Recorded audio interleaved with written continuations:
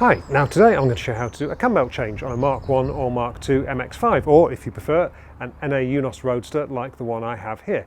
Now, this is a step up for the DIY mechanic, but hopefully the kind of job anyone with a bit of patience and a few basic tools can do. It's the kind of thing you need to be doing every 3 years or 60,000 miles on your car, or perhaps you've just bought one and you don't have the full service history and you want to kind of give it a year zero service to make sure it's all fit and ready to enjoy. It's a very good job for that because it kind of takes in a few other bits and bobs too, like belt changes, coolant flush, you can change the water pump, spark plugs, all these kind of other bits and bobs which are kind of part of this job anyway. So if you're going to do them, you may as well bundle it all into one big job. Now I'm going to separate out the cam belt bit here. The best way to do this obviously is to click on MX5 parts where you can get a full kit with everything you need. That's what I've got here. So obviously the best thing to do is click on the order and then the evening afterwards to sit there, read a few manuals, have a look at videos like this one, get an impression of what you have to do. So the kit in this instance includes cam belt, tensioner pulley, idler pulley, tensioner spring and a cam cover gasket. So that's what I've got in this instance. You can take it further, you can do the cam belt seals, crankshaft seals, things like that, water pump as well, as I say. But in this instance I'm going to try and keep it as simple as possible. Hopefully that's all I need. Tools wise, usual stuff really, socket set, spanners, breaker bar is one thing that you do need for this job, new coolant, deionized water and the all-important manuals, because I'm no pro mechanic. Hopefully what I'm going to be able to demonstrate here is that this is the kind of job that anybody can do. Let's hope that I'm right. So let's get to it. Right, so as I've said, changing the cam belt is a fairly big job, but it's one that if you approach it methodically and do everything in sequence, it's hopefully not too difficult to achieve. Let's hope so. Now then, what have I done to get ready? As a first step, I've drained the coolant, which although you don't have to do that to get this job done, does make it a whole lot easier and it's not too difficult. It's a methodical job, so you just have to go through step by step. So some of the things I'm going to have to do include taking the leads and the plugs out. So to do that, I'm going to have to take my IL Motorsport brace off to access the top of the engine because the cam cover is coming off as well. So I'll start with that. I'll take the strut brace off. I'll take the plugs and leads out. I have to remove the trunking for the induction as well to access the front of the engine.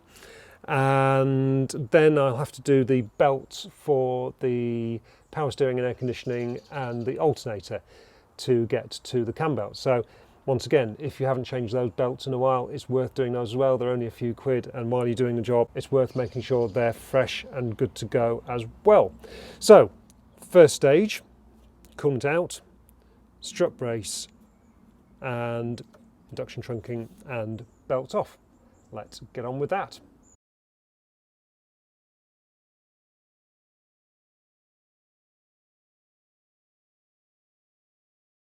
Right, so I've removed the intake trunking. There are a few, you need hose clip pliers to undo it here and here, and there's a 10mm bolt on the front here. This now gives, and the radiator main pipe here as well. That gives me a much clearer view of the belt on the front of the engine. So I'm just going to talk you through how I take those off. It's a lot easier with all this trunking off. Now then, the first belt that needs to come off is the one for the power steering, if fitted, and also air conditioning, if fitted. That's this front belt here that goes off the big pulley at the bottom. Now, to adjust the tensioners, to reduce the tension, to get the belt off, first of all you have to line this pulley up here. There is a slot in the front of it that lines up with the adjuster bolt on the front here. So to do that,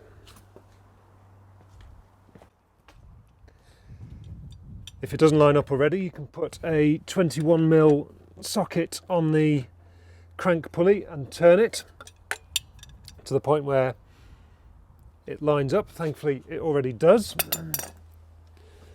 So I just take my 14mm socket, undo the mounting bolt on the side there for the pump, and then I just need a 12mm socket on the adjuster there. So I loosen the lock nut, loosen the adjuster. Hopefully the belt should be slack enough to just pull off.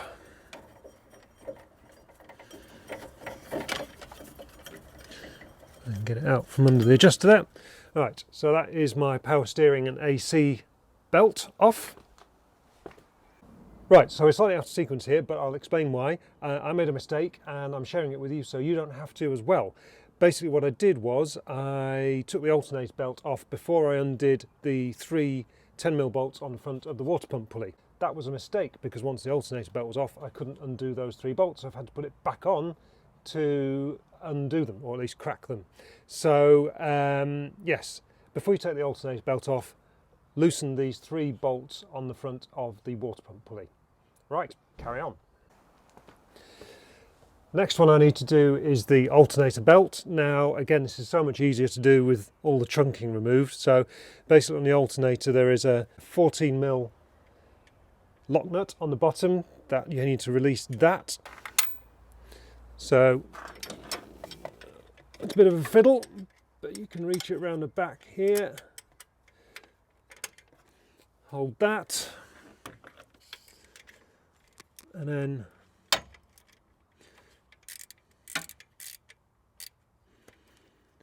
undo the front bolt there. And then you've got the adjuster, which is just underneath the intake there. So that's a 12mm. So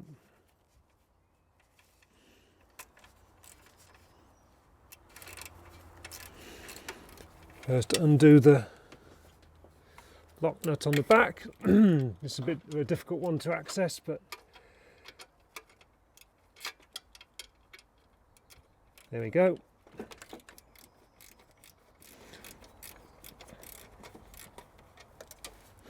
Loosen that off, loosen off the alternator belt, and hopefully the alternator's loose.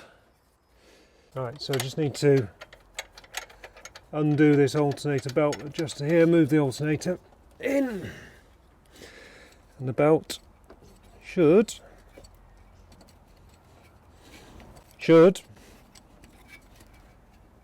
there we go. That is the alternator belt off. There we go. Alternator belt finally off. Go and put that somewhere safe. Right, so it feels like we're making progress, doesn't it? So my next job to do is to take the plugs and leads off and to take the cam cover off. Now then, top tip, take a photograph of your leads so you know what order they all go back in. The spark plugs need a deep 10mm socket with a little rubber bung on it to lift the plugs out so you don't lose them. I need to then undo the PCV valve that just pulls out. I'll do that now. There you go, like that. And then there are some 10mm bolts securing the cam cover on. 1, 2, 3, 4, 5, 6, 7, 8, 9, 10, 11. 11 bolts there to undo, and hopefully the cam cover should just come off. So I'll do that now.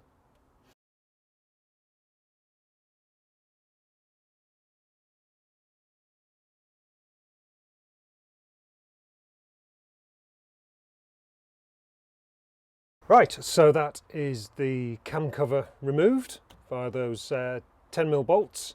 There were 2 12mm here at the rear at the coil pack, which I wasn't aware of, but I had to undo those to get the cam cover off as well. But as you can see, it's now off.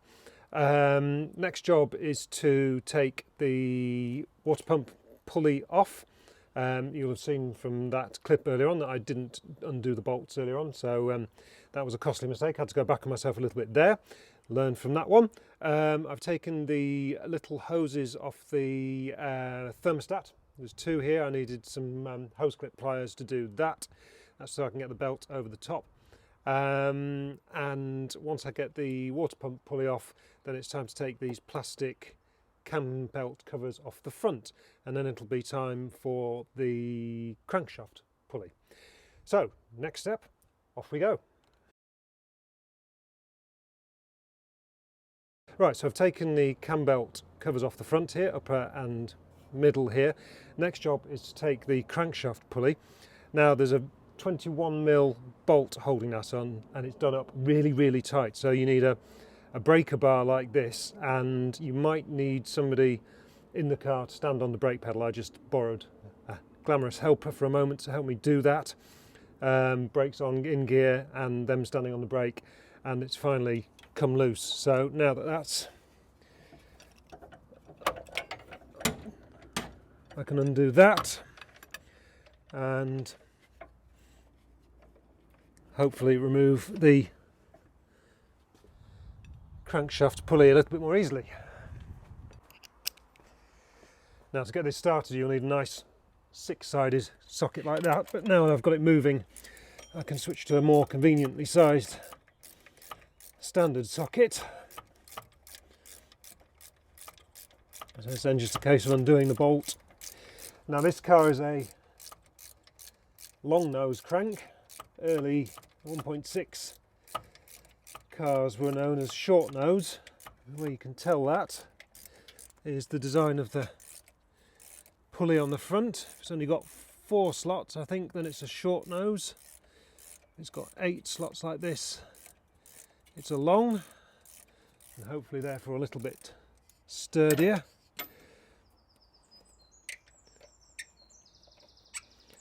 Right, that's that big old bolt holding the crankshaft pulley on. And to loosen the pulley itself you might just need to tap it a bit with a hammer.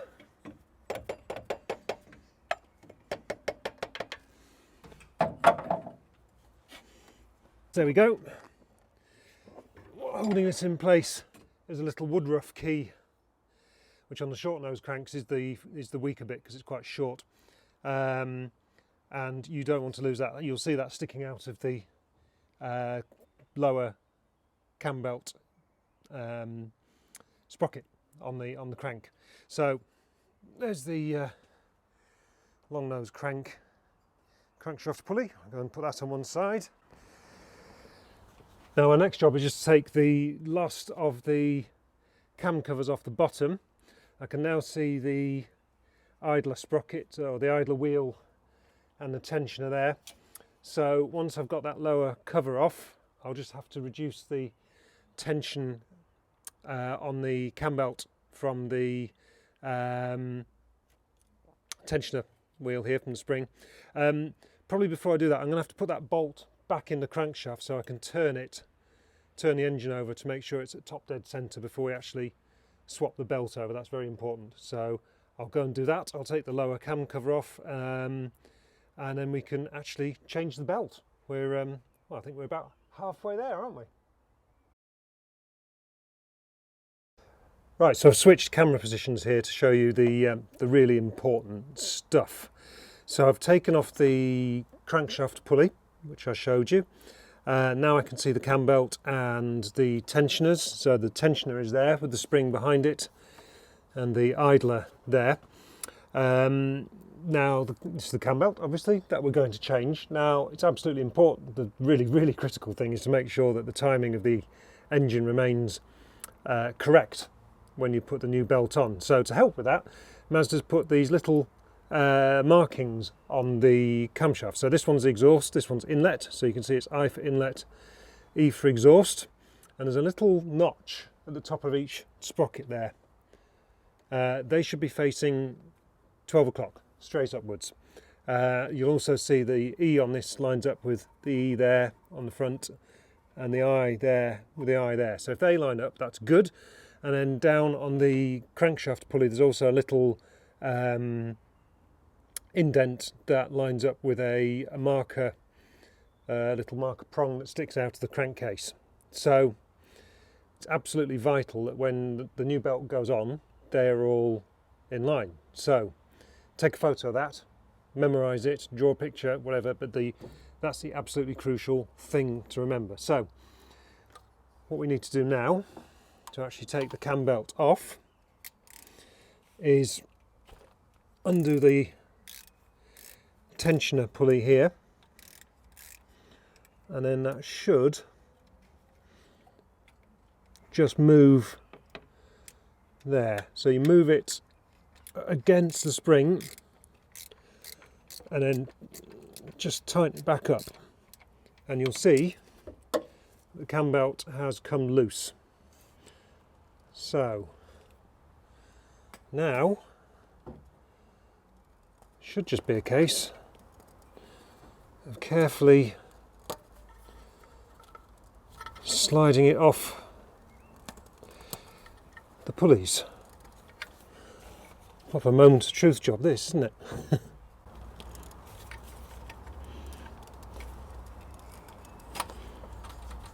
And there we go. That is the old cam belt off.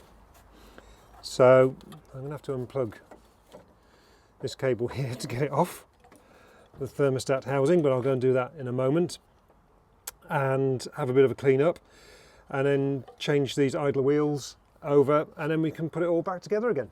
Right, so hopefully now you can see we're now ready for reassembly. So cam belt is off, tensioners are off, idler is off. Hopefully you can see if I bring the camera down here, that's the little notch in the crankshaft pulley to align, and then we've got inlet and exhaust at top dead centre. So that's what we have to maintain when we get the belt back on. First job is I need to put my new idler pulley and tensioner on. So these are new genuine Mazda parts. This is pretty straightforward, just 14mm bolt holds that on, so just that fixes on like so.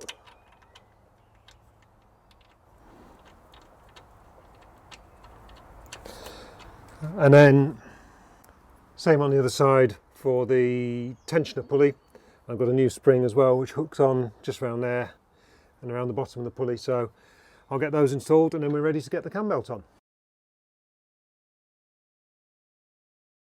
Right, so here's my lovely new cam belt. I have replaced the tensioners, so I put the new idler pulley there and the new tensioner and the new spring there.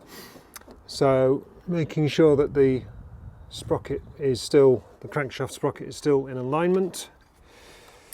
Feed this round here, so you go around the crankshaft pulley or crankshaft sprocket first, then to the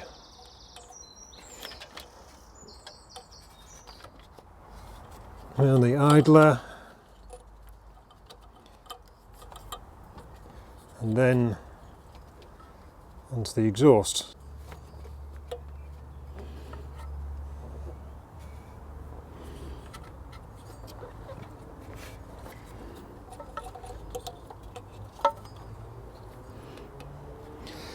And that's vaguely in place, but we're going to need to do some fiddling around to get it done properly, so I'm going to switch back to stop motion and hopefully all be done in a jiffy.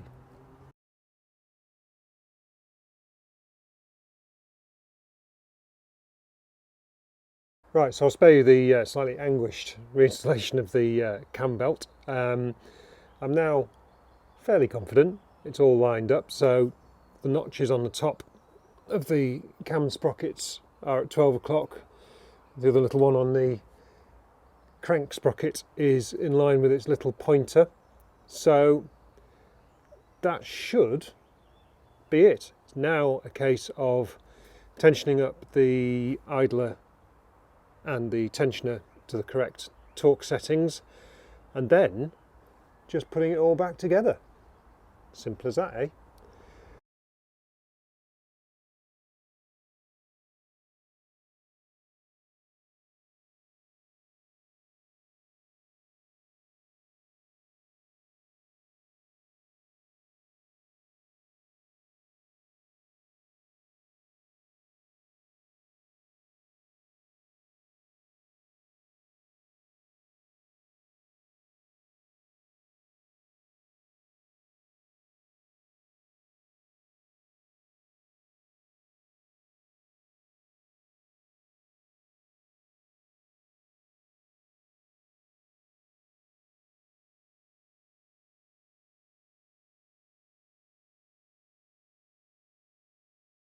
Right, so that is everything back together. I've got my fresh cam belt on, I have put all the parts back together, strut braces on, coolant is filled up, we should be good to go. But let me just talk you through what I did to get to this point. So it was basically just a case of methodically following what I did to take the engine apart in the other direction. So it was a case of replacing the cam covers down here, putting the crankshaft pulley back on with its big 21mm bolt there, just working my way up basically.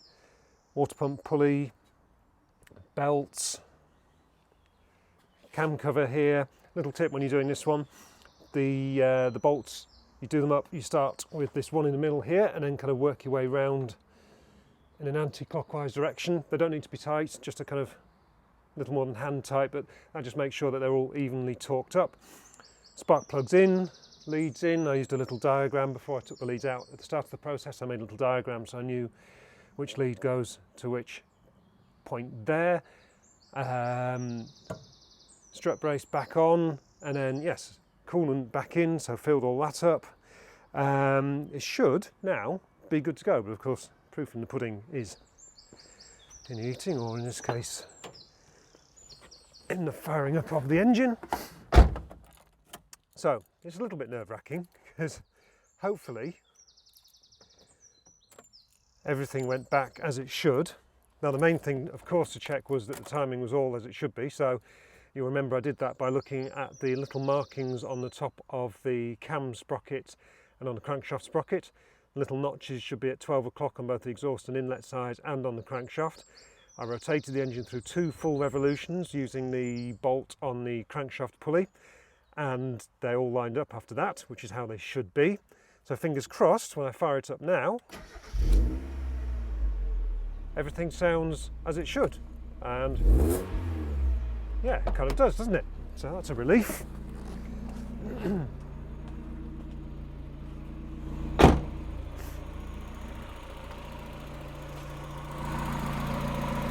So there we are, job done. The engine is ticking over smoothly. Everything sounds as it should, no horrible clonks, rattles or fluids spurting out, so that's a good sign. Obviously what I'll do now is just kind of let it warm up, go for a bit of a drive, come back, let it cool down, check everything's tightened up. But hopefully what I've been able to demonstrate here is that changing the cam belt on a Mark 1 or Mark 2 MX5 isn't as scary as it perhaps sounds. It's a complicated job, it takes some time, but as long as you kind of follow the instructions, do it methodically, take your time, drink plenty of tea, it's not as challenging as you might think, and it's a really great way of bonding with your car, and kind of it feels quite empowering in fact.